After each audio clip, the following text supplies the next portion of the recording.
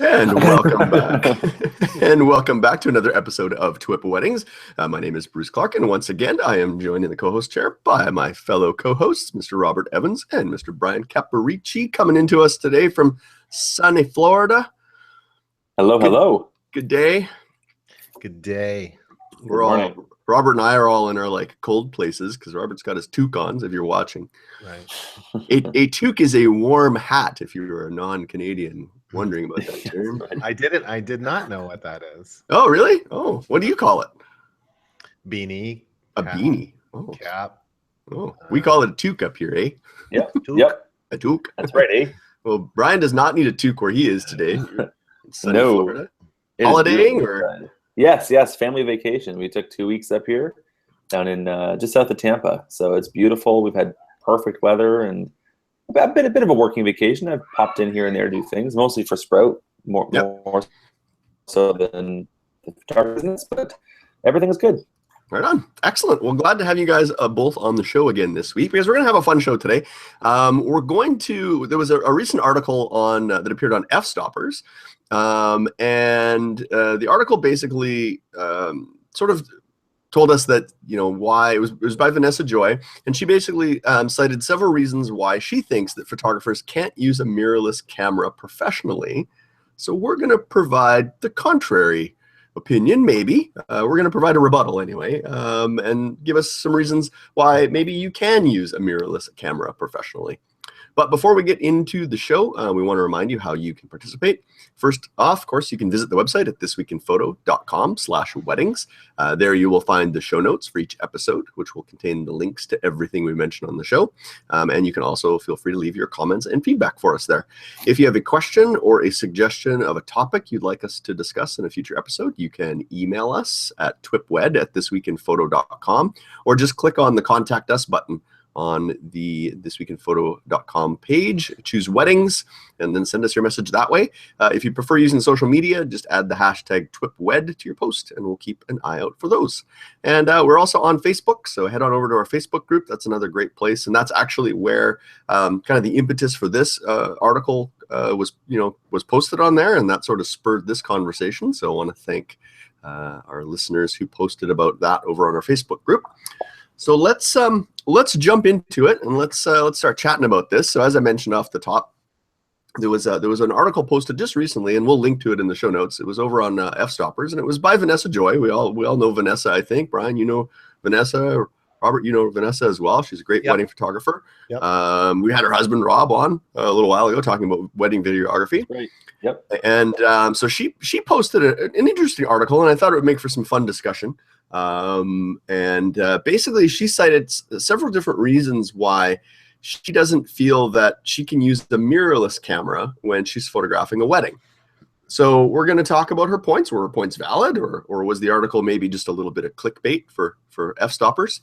And I figured since we've got two photographers here, both Brian and Robert, who frequently shoot weddings with your Sony and your Fuji mirrorless cameras, we thought let's be a good opportunity to chat about this, maybe provide a little bit of rebuttal to this article, and maybe change people's opinions, see why you can use a mirrorless camera professionally.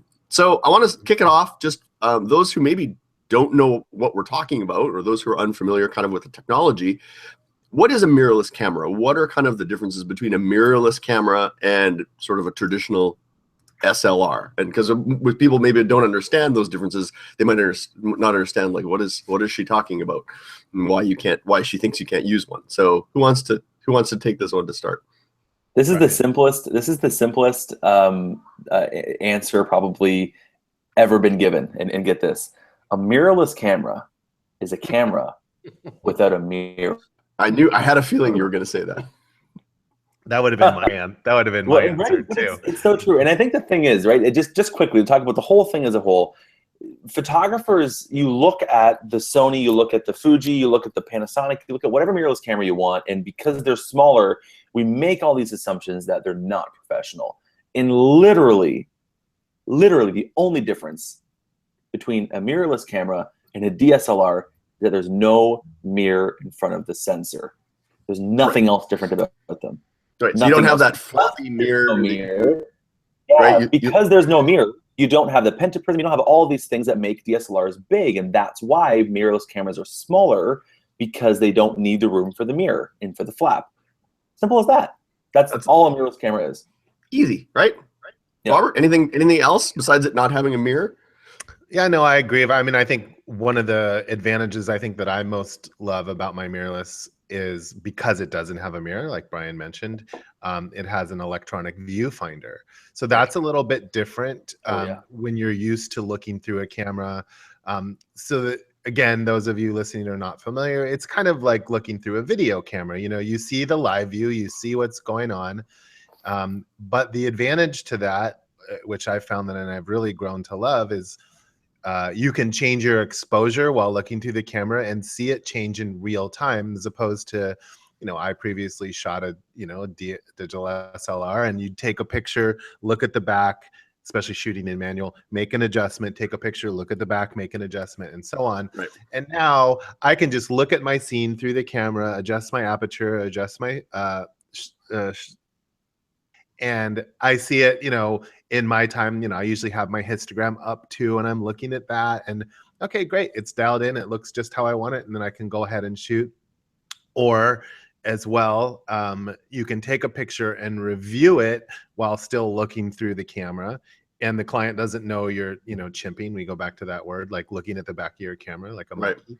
So it's all kind of done through that viewfinder, as opposed to the traditional SLR where you're looking at a reflected image through that mirror, but you're not actually seeing your adjustments. You're just seeing what's being. The biggest advantage of the electronic viewfinder, I mean, I think those are two, but you know, oftentimes, of course, we're outside in the bright sun and you take a picture.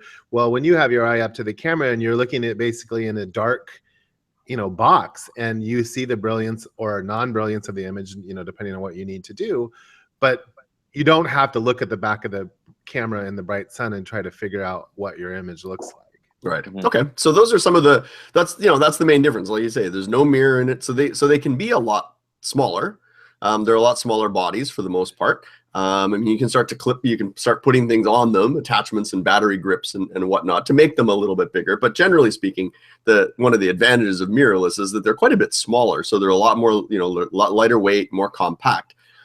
But so back to kind of the article, and one of the reasons that she cited was this idea of perception, right? That because they're smaller, that they just don't look like a hefty SLR, that she doesn't feel that, she feels that when she takes something like that, or if she were to take something like that to something like a wedding, particularly she's, you know, she shoots, in her case, she shoots at a lot of very, you know, does a lot of luxury weddings, a lot of premium venues, and there's this sort of perception that, I guess, size matters. So we're here to say, well, maybe size doesn't matter. What are you guys' thoughts just on let's go back to the whole perception thing, right? Is the client perception of the camera. Do you think clients actually care? I do not. And, you know, so I actually made a comment on somebody's post about this. You know, I had to jump in there, and my only comment is, yeah, I've shot one or two luxury weddings in my lifetime, and the clients don't really seem to care.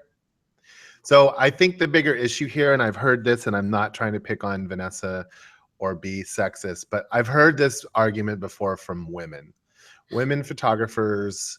I've heard this argument, like, you know, they feel like to be respected, they have to have equipment that makes them equal to, or I guess, a man. I don't know.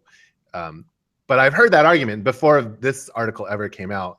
I've heard that from women, and I just completely disagree. I mean, if you're a great photographer, Vanessa's a great photographer. Obviously, she's doing high-end weddings.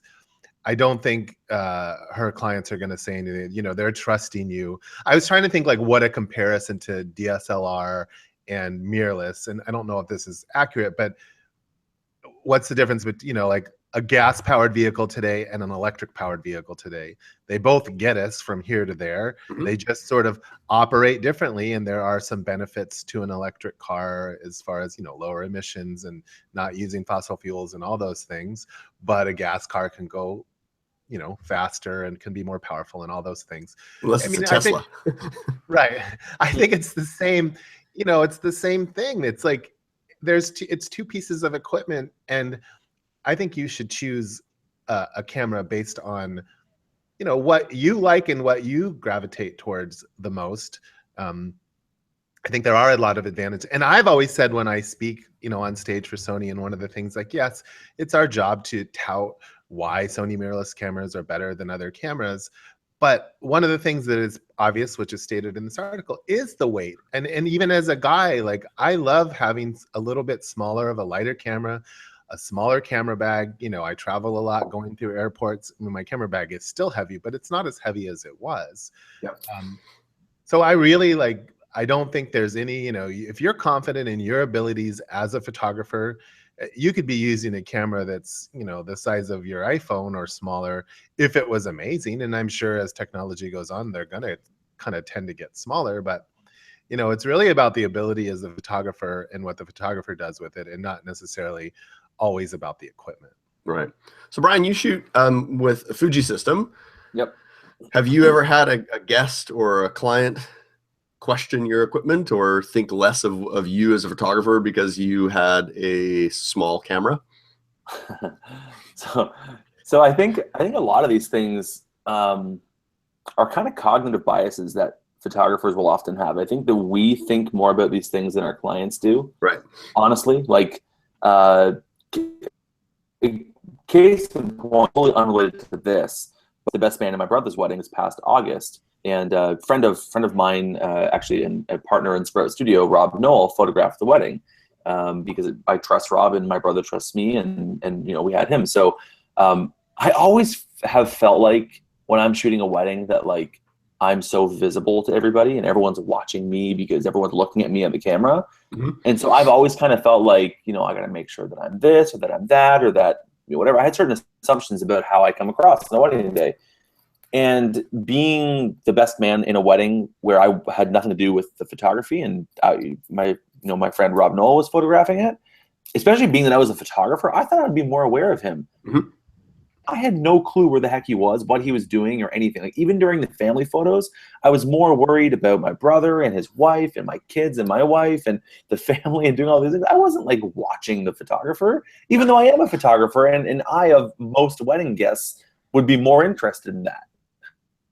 Right? Right. Yeah. So I think that we these things more than the average client will obsess over it. I don't think it really makes a difference. That being said, I have had my mirrorless camera. I've been shooting now for about 3.5 years with mirrorless. Mm-hmm. And they certainly have spawned conversations at weddings.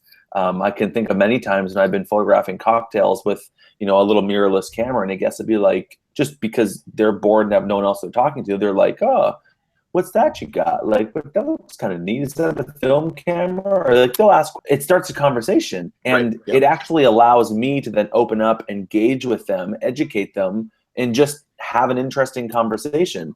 And then when I show them some of the images from it, they don't say anything bad or whatever about it. They're like, oh yeah, that's great. You know, they just don't know. They're uneducated. They're unaware of it. So they find it interesting. And so therefore it's a conversation starter. I've never had someone be like, oh, look at that dinky little thing. You know, like it's. So that's the whole perception issue is probably, it's probably something we invent ourselves. Like it's, you know, we've invented it ourselves. Yeah. It's a cognitive bias. And I think the thing is, when we start looking at it that way, or if we start perceiving it that way, we're going to lead ourselves into another psychological sort of phenomenon called confirmation bias, which basically means we're going to start seeing things as if that was the case, when that's not really the case. It's just our biases playing into it. So I think that we just sort of make that situation up. I think we make that story up in our head, and then we look for things to justify. Listen, I've been there. I've been there with not mirrorless photography, but with anything where it's like, I don't want to do that because I think this about this thing. And as soon as you actually give it a shot and push those biases aside and say, I'm willing to give it a shot, most of the time, those doubts, those fears, those insecurities, those biases were nothing but biases. And there was no basis in reality for them. Yeah. Well, I hear this even not even the mirrorless, but I've even heard a lot of particularly newer photographers, maybe they're just starting out and they're just starting to acquire gear. And they're like, oh, you know, I'm not a professional yet because I don't have a full frame camera.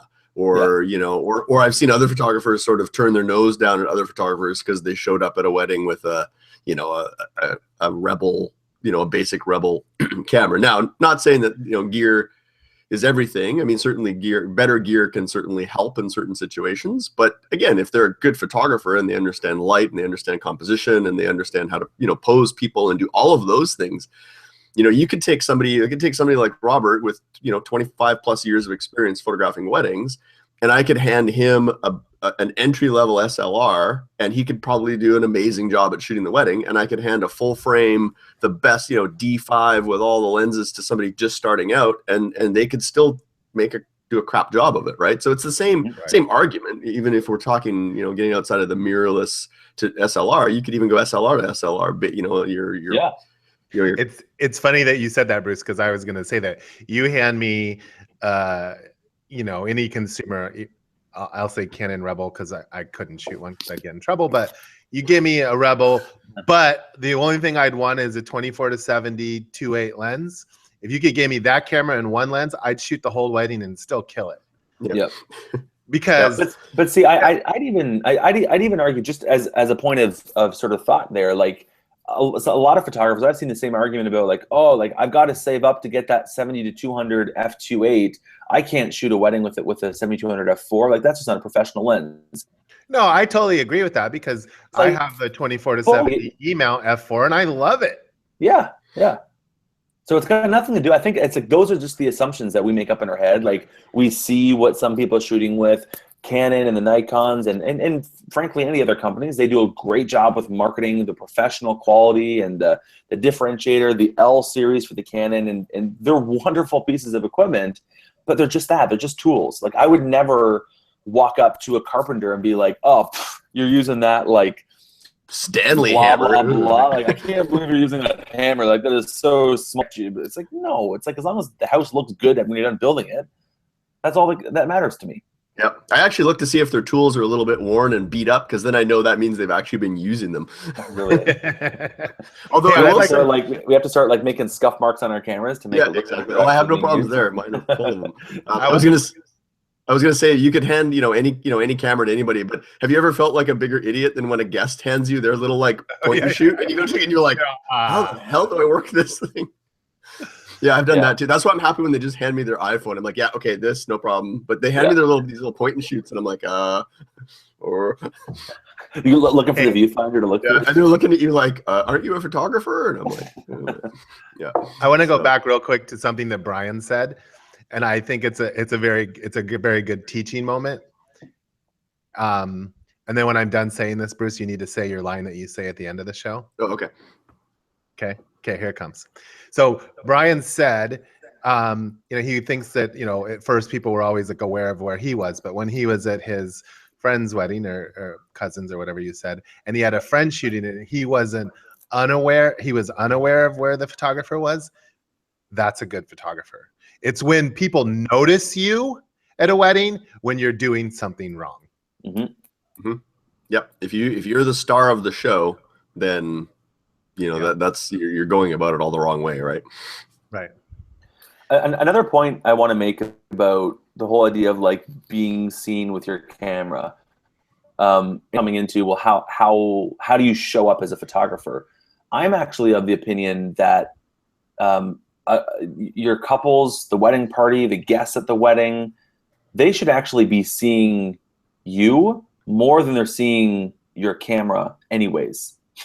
If you're walking around a ceremony with the camera glued to your face, and therefore they're noticing the camera, that means that you're not relating to them as a human being. You're in contact with people. You're not smiling with people. I think that we as photographers, as wedding photographers, should be having the camera by our side for most of the day, connecting with people, talking with people, making eye contact, smiling with people. A smile knows no language. It knows no barrier. It knows no insecurities or fears. If you're at a cocktail and you smile at someone else at the cocktail, they're likely to smile back to you. Mm-hmm. Throw the camera up, snap, put the camera down, and you're done. You just made a picture. Yet 90% of the interaction with that person was without a camera in front of your face. So the fact that I got a big camera in front of my face or face has nothing to do with the fact that I just related to another human being as a human being. And I think that we as wedding photographers need to remember that what we do is build relationships. We make connections. We photograph connections. But ultimately, it's all about human-to-human interaction. And if we're doing that with a camera in front of our face,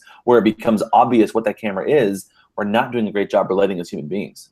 Yeah, I was gonna ask you guys. I use the hold fast strap system, which are these nice leather straps. I actually get more people coming up and asking me about those and comments about the straps that are holding my cameras than anything I've ever gotten. Right? It's like you said, it's a conversation starter. What do you guys kind of wear? How do you carry your cameras? Because this might lead to my pick of the week.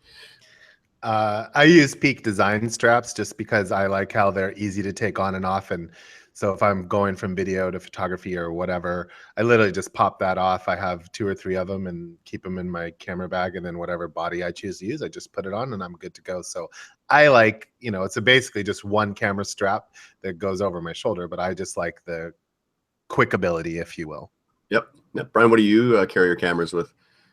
My hands. Your hands? That's pretty much it. Yeah, I take all straps off my cameras. I don't use a strap for my camera. I just have my X-T1 in my hand, and that's literally it. I've got a Think Tank 3-lens holder that I have as like a satchel type of thing over my body, and I've got 2 other lenses in there. So if I need to switch it out, I just switch it off and do it like that. Or if I'm traveling, again, this is a nice thing. My Fuji with any lens that I have will fit right in, so I can easily move around or hide it if I need to hide it for whatever reason, and be quick about it. So for me, I just like to not have straps and all these things on my body. It's my own way that I like to shoot. Yeah. I just like to have the camera. It's me and my camera in my hands shooting. So that's how I shoot. Cool. So have you both you guys, just back to kind of your question. So you're both shooting mirrorless. Are you exclusively shooting mirrorless now, or are you still also packing an SLR with you on the wedding day? I exclusively shoot mirrorless. Okay. Yep. So you're no SLRs anymore. You're down to all mirrorless. No. However, when the A99 II comes out, I will. It's a translucent mirror, so it's in the middle somewhere. Oh, now we're getting a whole other territory. Wow.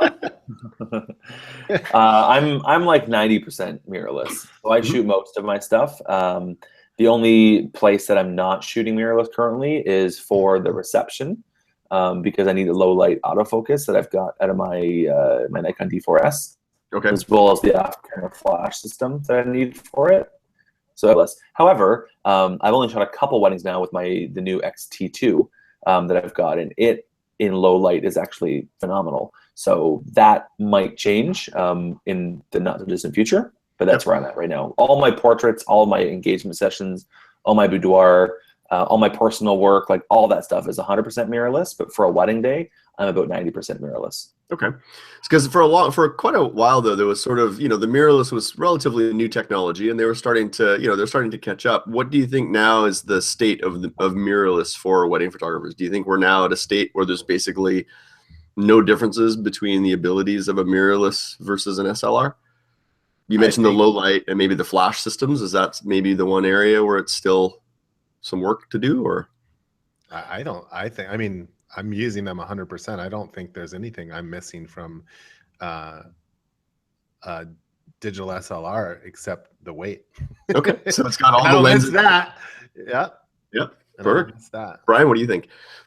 Yeah, I'd say we're pretty much on par now. Like, especially you've got, again, and here's the thing, Fuji is crop sensor. Don't even get me into the conversation of crop versus full frame, and that argument being not really useful at all anyways. But hey, if full frame is your thing, Sony has great full frame mirrorless cameras. So the argument is not there. Like, literally, it's not there. Noise handling, autofocus, image quality, all of that stuff, all intents and purposes, on par. And as far as to say, sorry, what are you gonna say, Robert? I just say it goes back to the same point that we made before. It's not all necessarily the equipment, and I'll give you an example even within Sony, like A7R2, A7S2. One's a 42 megapixel camera, one's a 12 megapixel camera. I choose to shoot the 12 megapixel camera at my wedding because I don't want a 42 megapixel file of all my files from a wedding. So, there you go. We're talking megapixels, but so a crop sensor, all right, you have a little less of the sensor area and whatever, but it's what it looks like when you look through the camera. You're capturing what you see when you look through the camera. You may you know, with some of your lenses, it's not quite a 70, or you get an improvement on a telephoto because instead of a 200, it's a 250 or whatever the math is. But yeah, I don't have issue with that either. Yeah. Yeah. And how about video? Are either of you guys shooting video? Because I know that's another feature of the mirrorless is, you know, they're quite strong with the video features. Are you guys delving into the video world with your mirrorless as well? I do a little commercial video work, and as a matter of fact, I went out yesterday. I'm doing a project for a local person here that they're building actually a brand new wedding venue. And I got up at 7 yesterday morning and went out and videotaped the crane or whatever it was, the cat tearing the old place down, you know, oh, cool. Basically breaking ground. So it was really fun. And I shot my A7S too, but then I also shot my RX10 III, both shoot 4K. But I wanted the RX10 to kind of get B-roll type shots. So I'd set up the A7S in like one angle and let it run and then rock around and like shoot the, you know, the scoop of the crane hitting the building really close because it has a 600mm lens on, or up to 600mm. So they both, you know, compose nicely. But, you know, yeah, I like the A7S too. You know, you'll hear a lot of video people really like, you know, praise that camera. I mean, not only for low light, but for video quality. Yeah. Brian, are you shooting any video stuff these days? Yeah, I don't do video for my clients. I came into that space and went out of it pretty quickly. I did it for 2 years. I had a cinematographer on my team that we did it. We had all the equipment, the sliders, the steady cams, all that stuff. We did it for 2 years. It was nice. It was a good little space to be in. I just found it wasn't for me. I didn't enjoy it as much. And the back end work on it was a ton of work and just not my powerhouse. So we don't do it for clients. However, the XT2 that I use now has 4K video, and the autofocus system on it when in video is excellent. So we've done some little small promo videos for Sprout, just kind of little talking head things with the XT2s, and it is like amazing. It blows me away. Like the last time I did video was with my Nikon D90s. You're talking 6 years ago now, right? Yeah. My gosh, the technology has improved and the quality has improved. I can't believe it. And everything I love about my Fuji's, skin tones, color rendering, sharpness, quality of light, all those things, I can enjoy those for when I do. I've seen a big benefit of that just in doing videos of the kids around the house. I've got my little XT2 with a 23mm lens on it. It's a super small, compact little camera, and the video on it is phenomenal. We can get great little shots of the kids playing. We were here in Florida. We were at the beach the other day, videos of the kids on the beach, and it's great quality video in this small little package, and it's like a no-brainer. You turn on video mode, you can see exactly what you're shooting. You dial the wheel one way to go brighter, the other way to go darker.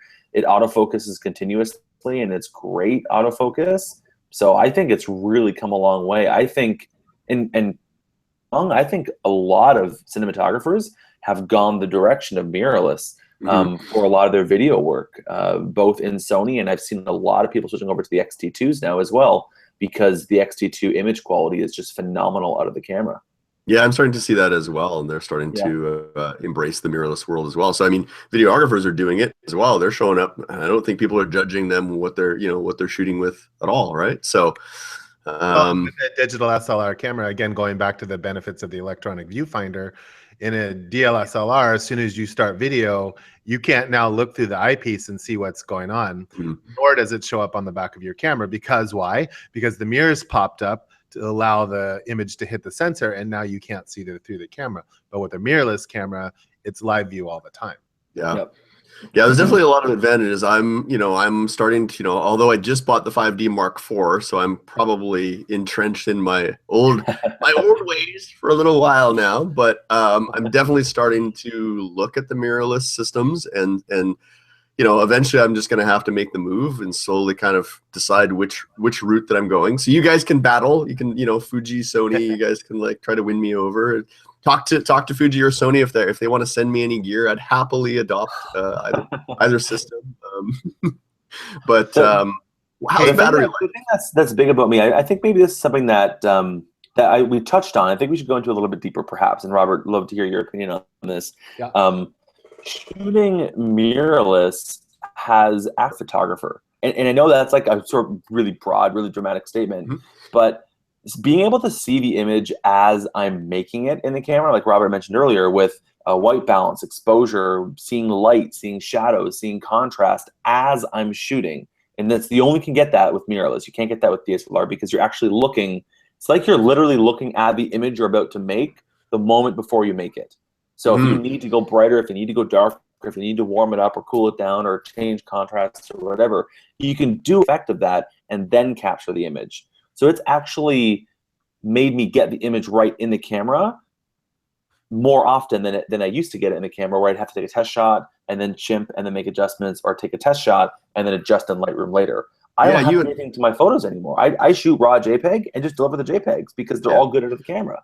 Yeah, we talked about this like a couple episodes ago when we talked about finding inspiration, and we talked about that, you and I, it was just you and I on that show, and we talked about how the switch to mirrorless actually sort of, you found new inspiration from shooting mirrorless, which is really interesting. So if you want to listen to that conversation, we went in quite in depth on how that transition was for you. And then I think you and I, Robert, had a conversation about sort of why you switched from shooting Canon and SLRs over to the Sony. So if people want to go back and have a listen to those episodes, I think those are good as well. And they give some really good, a lot of the pros and advantages as to why you switched over systems.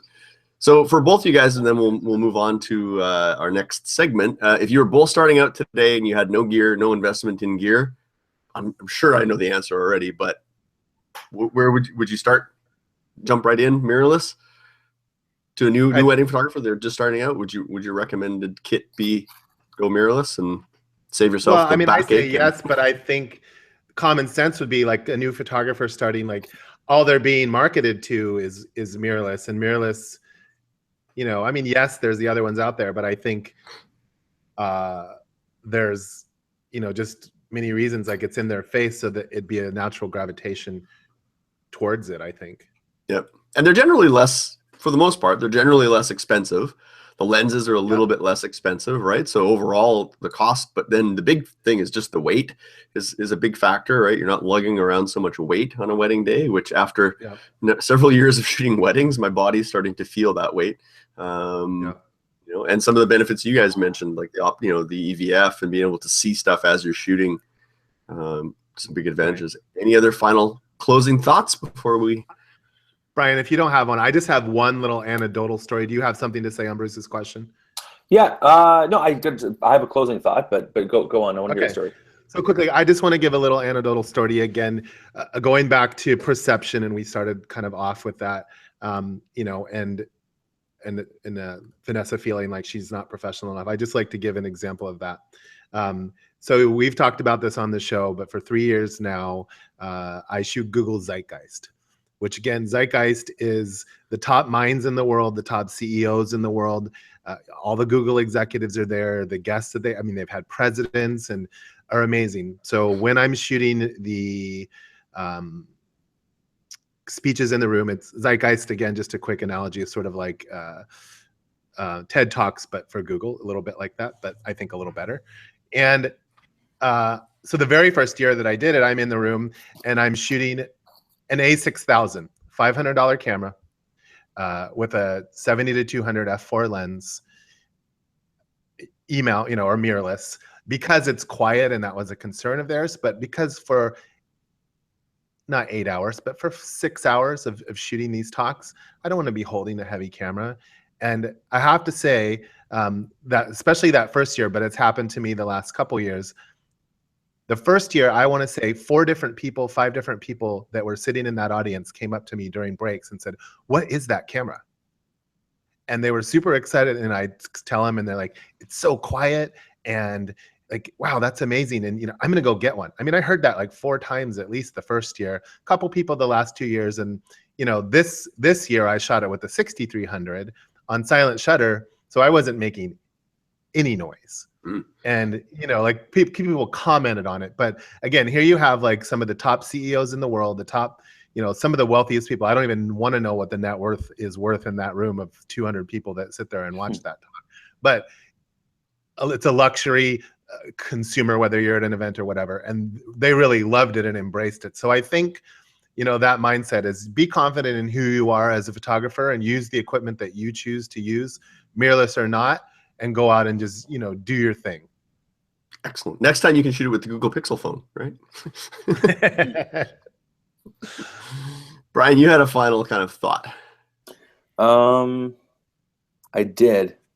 It escaped you. It's escaped me now. Because I mesmerized him. You did, yeah. Talking about Google. Oh my goodness. Yeah. Okay. Here's where I think this move is gonna bring us. I think that for a while when mirrorless was new, it was all the talk, just like how Fusion was the talk when Fusion was new. Is it like taking over the industry? I don't think it's taking over the industry. But what I think it's going to start to do, if it hasn't already, is it once again lowers the barrier to the technical side of photography. Because with the mirrorless camera, anyone can look through that viewfinder and see the image is exposed. They can look through it and see whether the white balance is correct or not. They can look through it and see if the tone looks good or not. Like, they can get the technical side of photography more accurate more of the time. Yeah, because that feedback loop, because it was a big jump when you went from film to digital, that feedback loop changed immensely because you saw it right away on the back. Now what you're saying is that feedback loop has like halved again because now it's moved up, basically. It's moved up from like instead of looking at after capture, you can look at it before capture. Right. That it's actually a really good thing, because I think now that the technical implementation of photography is made easier, it's only going to make the knowledge and the know-how and the concepts behind it even more relevant. Things like posing or lighting or composition or mood or moment or anything like that. I think it's going to make those kinds of things stand out. Another case in point, the iPhone 7, that you can now take background. You can take professional photographs with the iPhone 7. Yeah, that doesn't mean professional. It means that you can take a photo with freaking bokeh. That's all that means. So just because you can take a photo with bokeh, that means that the look of bokeh will now become the norm. That's great. That's wonderful, because bokeh does not equal moment. Bokeh does not equal exposure. Bokeh does not equal mood or impact or emotion or anything else that we as professional photographers spend our lives focusing on. So I think that the technical benefit or the luxury that people see in a professional image, being good exposure, good white balance, good bokeh, so on and so forth, that's going to become the norm. And that's fine. I love that, because now those photographers that stand out will have to focus on what photography is really about, which is composition, which is moment, which is so on and so forth. I think that that is what mirrorless is going to do to our industry. It's going to make the actual photographic knowledge stand out more than the technical implementation. I agree. I like Brian's passion. I heard a little bit of Dr. Evil come out in that. Frickin' bokeh. Yeah, it's freaking bokeh, okay? I did use a little like quote thing too. He did use air quotes, yes. For those watching the video, yes, he did use air quotes. Excellent. Well, I think that was interesting conversation, interesting discussion, and you know, like Robert said, I think at the end of the day, you know, gear is gear, and you just got to find the tools that are right for you. You know, there's a lot of things to consider when you're looking at systems. There's ergonomics. There's just the the feel of it in your hands. There's a lot of things that go into deciding, but don't get inside your own head and start to think. I think that the clients care what you're shooting. They don't care what you're shooting. They don't pay attention to what they're lucky if they notice that you showed up wearing pants. I mean, like they don't care, right? So don't get too hung up on this whole mirrorless versus SLR. It's I think it's kind of silly. Shoot what you love, shoot what you want.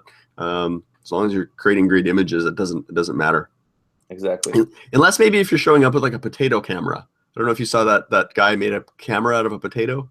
Did you guys see that at all? I didn't see that. No. Yeah, this guy, he made a pinhole camera out of a potato. Oh my gosh, that's awesome. So maybe don't show up with a potato at a wedding. Right. Maybe people might give you a little sideways look if you're shooting their wedding with a potato, but otherwise, anything else, you're probably good to go. So could you stand there for a minute while I take an exposure? Yeah. Excellent. All right. Well, before we move on and ask or answer a listener question, we want to thank our sponsor for this episode, and that is FreshBooks. So this episode is brought to you by FreshBooks. FreshBooks has an all-new version of their cloud accounting software, and they've redesigned it basically from the ground up, and they've custom built it to transform how freelancers, like wedding photographers, and other small business owners deal with their day-to-day kind of paperwork, sort of the mundane part of our jobs that nobody likes to do, but it's a necessary part of running a business. So if you want to get started on FreshBooks, it's really easy. Even if you're not a numbers person, which a lot of photographers aren't, the exception maybe being Brian. Especially if you're not a numbers person, FreshBooks is a great solution for you. They've created a super intuitive tool that makes it really easy to create and send professional looking invoices. It's basically, if a lot of photographers, if they don't have a system, they're probably using something like Word or Excel to do their set up their invoices, and basically FreshBooks has kind of replicated that functionality. So it's just like typing in Word. There's no formatting, there's no formulas, just really simple. Create clean, professional-looking invoices. You can add your own logo and color scheme so that your invoices reflect your brand. And then when you send out an invoice, FreshBooks can now show you if your client has seen it. You can also set up online payments with just a couple of clicks and get paid up to 4 days faster. Their super handy deposit feature allows you to invoice for payment upfront when you're kicking off a project or taking a retainer from a client for, say, a wedding, for example. And your clients will appreciate being able to pay by credit card straight from their invoice. FreshBooks has also revealed some other features to help you get organized and streamline the business side of things. They've got a new, totally redesigned dashboard, and it's been curated to kind of answer the most important question: how is my business doing? So that when you log in, you can know at a glance what is owed, what's overdue, and whether you're in the red. The notification center works as your personal assistant, telling you what's changed in your business since your last login and what should be dealt with things like overdue invoices. You can also automate payment email reminders, so you can spend less time chasing your clients. You can also take pictures of receipts on your phone using their iOS app. And then you can also do time tracking. I just used this feature a little while ago. I was helping a friend with her website project, doing some stuff with her in WordPress. She needed some help, so I was helping her with that. And I actually used their time tracking feature, which is really cool. So it's basically you can set up a project and then start a little timer. And then as you're doing the work, you can hit the timer. And then when you're done that particular task, you can stop the timer and it'll log those hours. And then at the end, you can generate a report and produce an invoice from that, which is really cool. So I started to use that. So get ready for the simplest way to be more productive and organized, and most importantly, get paid quickly. So for our audience, FreshBooks is offering a 30-day unrestricted free trial. To claim it, just go to freshbooks.com/weddings and enter weddings in the How Did You Hear About Us section to start your 30-day free trial today. We thank FreshBooks for their support of TWiP Weddings. All right, let's move on to our next segment. And each week we will answer a listener question. And this week we've got a question from Akbar Saeed. He asked a question on our Facebook group. He's looking into getting a softbox or a beauty dish to be used with strobes. He's leaning towards this Westcott 32-inch Duo with the grid and deflector plate. He wants something that'll be portable and not a cluster to set up. He's not certain if he likes the beauty dish or the softbox. So he's sort of looking for our opinions on, the beauty dish versus softbox. And he's also wondering sort of if 2 speedlights would be enough power in a softbox, or if we would skip speedlights and go straight to a more powerful strobe setup. So he's kind of, I guess, just kind of a multi-part question here, but just sort of in general, I guess, softbox versus beauty dish. And, he didn't really say what he was shooting. I'm assuming weddings, since he's listening to our show and posting in our group. I'm assuming he's shooting weddings. What would your guys' thoughts be on either of these? Yes. Yes? Okay. Yes to both. I think it's like anything. It's almost like it's the same as the conversation that we just had about mirrorless. It's like they're all tools. They'll all get the job done. You got to figure out what makes sense for you and for what you're doing. For me as a wedding photographer, I don't want to be bringing around big things at all. So when I do off-camera flash, I'm more than likely just using the flash itself and either bouncing it off of a wall or being farming using direct flash. I do have collapsible softbox that are made for the hot shoe flash that I'll sometimes bring out if I want a bit of a softer light. I think it's maybe a 32-inch, whatever the size their main one is. But again, it all comes down to What are you shooting? What look are you going for? What's your style? Do you have someone that can carry this around with you? Do you have the time to set it up? Are you educating your clients on what that process is like? Because setting up a studio-esque environment is maybe not what your clients are expecting. I've actually heard of that from clients, not my clients, but photographers, that the clients were expecting this sort of fly in the wall thing based on the work they saw on the photographer's website, and the photographer shows up and they got all these things they're setting up, and the client's like, I felt like I was in a dentist's office, all these lights around me. Like, well, yeah. So I guess it just depends. That's where I say yes. It's like, it just depends on what you're doing, what you're shooting, and what you want to be carrying around with you on a wedding day. Yep. Robert, any advice for Akbar? I'd like to give the simple Canadian answer. Okay. Beauty, eh? Beauty, eh? Oh, you'd go beauty dish. Okay. Why? No, I really wouldn't. But if I had to get the comedy in there, Yeah. it just wouldn't be fun. I agree with Brian. I think I do carry lights with me at a wedding. I do have an external. I use white lightning or pulsy bluff lights, but I have one light and an umbrella. I do have a small folding softbox, but I don't hardly ever use it. If I were going to use flash to light at a wedding, I have it just in case of bad weather or things like that. I just throw up my light and an umbrella, and I use that on the wedding day. But I do like the argument, and I've actually been leaning more towards getting something like that where I have a couple extra just on camera flashes and using those and trying to experiment with that. I've sort of been waiting, and I think Sony just put out a sender and receiver that now works with their cameras on their hot shoes. So I'm interested in getting that and playing with that. But I think the simple answer is the simpler, the better. Keep it small, keep it simple. Don't make it too complicated. Something you can set up quick, use quick, put away quick, and get the result that you want. Yes. Yeah, I agree. I've got a closet full of flash accessories and things, modifiers and different things that I've bought over the years, thinking at some point in time it was a good idea that I should buy these. And about the only time they come out of that closet now is when I teach my off-camera flash course, just to give students an exposure to, like, here's all the different things you can buy. Ultimately on the wedding day, what do I never use? Yeah, that I never use. Yeah. Ultimately on the wedding day, we end up keeping it as simple as we possibly can. Because again, I used to bring a lot of this stuff, and just it was too much to set it up, and it was just no time for it. So now it's keep it simple. If I shoot through anything, it's usually just I've got a simple Westcott shoot through umbrella paired with our Godox bare bulb flashes, and that's what we pull out with us. So sometimes I'm using it as just a helper light, as a bit of a fill if we're shooting outdoors, and I feel we just need that little bit of extra light to make things a bit more interesting or make things pop. Or at a reception, I'm usually bouncing it off walls or off ceilings, or I will modify them and put umbrellas. But again, we try to keep it simple and keep it light and make it quick to set up and tear down, and we don't want to mess with too much stuff. So hopefully, I don't know if we helped Akbar on that. We maybe just talked him out of buying some stuff. I'm not sure, but hopefully that helps. We saved him money. We saved him money, exactly. Excellent. Well, we want to hear from you and answer your questions. So just head on over to thisweekinphoto.com and leave your questions and comments on the blog post, or you can also submit your questions just by clicking the Contact Us button and choose TWiP Weddings from the drop-down box.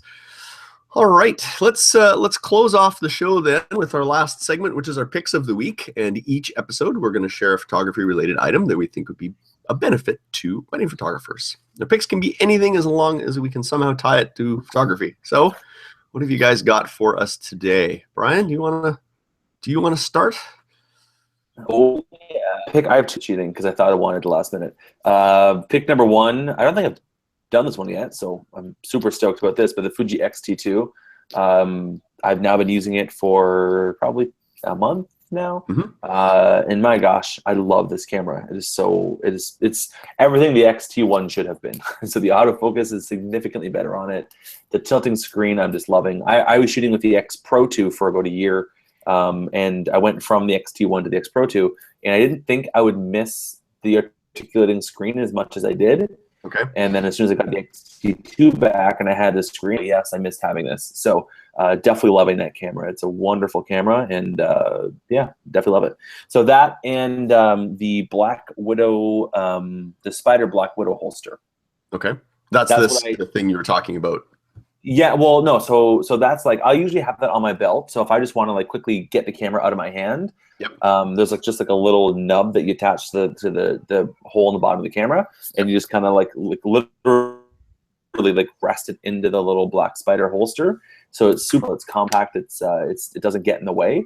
But it's a great way just to kind of stow the camera away if you need to kind of use your hands for something really quickly. So often when I'm photographing, the bride's dress or something like that, if I need two hands to kind of get there and do that, I'll just like lock it into my belt, make the adjustments, and then unlock it and keep shooting. So it's great just for kind of quickly stowing away a small camera, which nice that you wouldn't use that with an SLR, but you can with a mirrorless camera with a small lens on it. Very cool. Well, can I do my pick then? Because my picks are related to your pick, and then we'll get to Robert's pick. So the kind folks actually over at Spiderlight have a brand new product, and it's they have a Kickstarter project going for it, and they actually sent me one. So if you're looking on the video, I have it here, and it's their Spiderlight holster, and this is designed specifically for your mirrorless cameras. And you clip this piece, goes on your belt, and then you attach this to the bottom of your mirrorless. It's very light and tiny, and then it just clicks in, and then there's a little release plate, and very easy to slide on and slide off. So they've just launched this as a Kickstarter project, and I happen to have one in my click it and unclick it again higher because it was you did it underneath your oh, did I? Under my lower right there. There we go. Right there. There it is. Okay, so click it in. There it is, and it will just hang off of your belt like that. And then there's just a little release switch. So it can click in, you can lock it in place so that it can't come out. What's the difference between this and their Black Widow? Because like that is exactly the Black Widow, except the Black Widow it's smaller. Has a little nub. Brian, it's like a mirrorless camera. It's smaller. It's smaller, so it's lighter weight. No, but the Black Widow is the same as the one that you have in your left hand. I'm not entirely sure on because I'm not familiar with the Widow, so that I'm not sure. But this one has purposely been built for mirrorless cameras. I don't know the exact difference. I'd have to look on their site to see the difference. Interesting. Go and take a look at the site, and then maybe you'll know the other one. That's awesome. Yeah, so they just sent that to me, but it's out as a little Kickstarter project. So I thought that's kind of cool. They call it the Spiderlight holster, and then they also have a whole system, another clip you can put on a backpack to carry. So if you just want to clip it on, put it on a backpack, and then they also have like another holster that you can put it into. It's part of a whole system. So that's a fairly new addition to their lineup, targeting specifically the mirrorless cameras. So I would like to concur. I have the same holster that Brian does. I don't use it enough. So when he started talking about it, I was like, yeah, I should use that thing more, because it is really nice to just be able to like put it on your. It's so simple. Just put the camera right there. Because I do often shoot without a strap. Sometimes, I mean, I have them on. Sometimes I don't. But like I'm the same thing. I don't like the strap flopping around, but I do like to be able to put it over my shoulder. So that I do have that, and I was like, these are really nice. Yeah. And then I actually have a second pick. It's also a Kickstarter project. I don't know if you guys have seen this yet, but it looks pretty cool. I was just alerted to it by some photographer friends the other day. It's a product called GearI, and what it is it's a little hardware device that paired with these little RFID stickers. You could put these RFID stickers on your gear, so your lenses, your cameras, everything. I've seen that. And then the little hardware device actually pairs with your phone and keeps track of what's in your bag and what's not in your bag. So you can very quickly glance at your phone and see, okay, what is all in my bag and what's missing from my bag based on the RFID tags attached to your equipment, and then you can use it to locate missing gear. So if you're a person that is prone to losing gear or leaving gear laying around, you can use this. So I haven't had a chance to dig into it too deep. I just sort of briefly looked at their Kickstarter project. It looks really cool, and you can get these basically these RFID tags that go. They have large pieces that can go on bags and things, and then they have small pieces, and then they have special tags that can go on your like cameras and lenses and stuff. And it has an RFID in it. No batteries, and then this little device will keep track and sort of do like a head count of your gear. So kind of a neat system. So if you want to check that out on Kickstarter, I thought it was kind of neat. So because this small equipment, if you're shooting mirrorless, probably more likely to lose it because it's so small, right? Exactly. Oops, what's this in my pocket? Oh, it's just another mirrorless camera that I forgot about. Yeah. Oops. It's not that cookie crumb. It's my mirrorless camera. Yeah. It fell in the couch cushion. You start pulling out the couch cushions, and what do you find? Yeah. Oh, look at that. There's just Fuji and Sony cameras all hanging out on my couch. All right, Mr. Evans, what do you have for us this week? Well, my pick of the week, I've probably said this before, but again, first of all, everyone, it's free. Free. Ooh, we like free. Pick of the week. It's really just a resource, but alphauniverse.com, which of course is Sony's site. But I was just looking at it this morning prior to the show coming on, and there's so many like great articles on there. And the one in particular that just sort of inspired me to make this my pick this week is a time-lapse article on how to shoot good time-lapse. And it's from the guy that does all the time-lapse for House of Cards. Ooh. So anybody who've ever seen House of Cards, it has amazing time-lapse of Washington, D.C. At the beginning of the show. They're really cool. And my wife and I actually recently started watching this. We're only like season 1, like 7 or 8 episodes in. And of course I'm like, I make her do that. I'm like, let's watch the time lapse. Like she doesn't fast forward through the beginning because I want to watch the time lapses. So to see, for me, I was kind of excited. I was like, oh, that's the guy that does them. And he shoots Sony, so of course that's why he's on Alpha Universe. But regardless of what you shoot, again, it's just really helpful. Like it was a great article on how to shoot good time lapse. So there's a ton of information on there and articles on things like that too. Yes, it's pro Sony, but there's a lot of other information regardless of what you shoot. You're a Canon shooter and you want to shoot a good time lapse, go read it. Yeah, very cool. That looks neat. I haven't watched House of Cards yet, but I've heard it's good. So yeah. Excellent. Very good. Well, all great picks. We've got a mixture there of some free stuff and some less than free stuff, or more than free stuff, I guess, but hopefully somewhat tied a little bit to mirrorless. Sometimes we stretch it a little bit, but that's all right. Right on. Well, that brings us sadly to the end of another episode of TWiP Weddings. We want to thank our sponsor FreshBooks for their support and remind our audience, send in your questions and comments for the show and share your thoughts with us. Are we talking about the right things or topics you want us to talk about? Let us know. So before we close off and bid adieu, what's everybody up to and where can our audience go to keep up with you? Brian. If you want to come join me by the pool this afternoon, you're welcome to come on down to Newport Richie in Florida. Perfect. I'll be Find me there. It's end of wedding season as far as the photography business is concerned. So just getting ready for, we wrapped up all the fall sessions as well. So that's all closed up now that we're here on vacation. Everything at Sprout is going great. So everyone knows about Sprout Studio. We've talked about that here many times. So you want to find anything to do with education that I put out there to the world, to the community about the business of photography, you can find us over at sproutingphotographer.com or find us on social media at GetSproutStudio. Find out more about Sprout Studio at getsproutstudio.com, or if you want to check out some of my work, including some of my mirrorless photography work, bcapphoto.com. I've also written a few articles. If you go over to sproutingphotographer.com, I've written a few articles about mirrorless, why I switched, what it's like to switch, what place that might hold. And I've written quite a few about them. And if anyone found this conversation interesting, heading over there to sproutingphotographer.com and just search for the word Fuji and you'll find the articles and you can dive into those.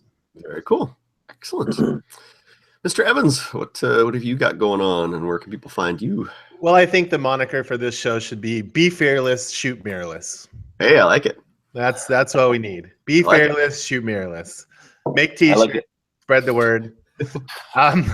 You want to look at my work or anything about me, it's pretty much my name, Robert Evans. RobertEvans.com is my website.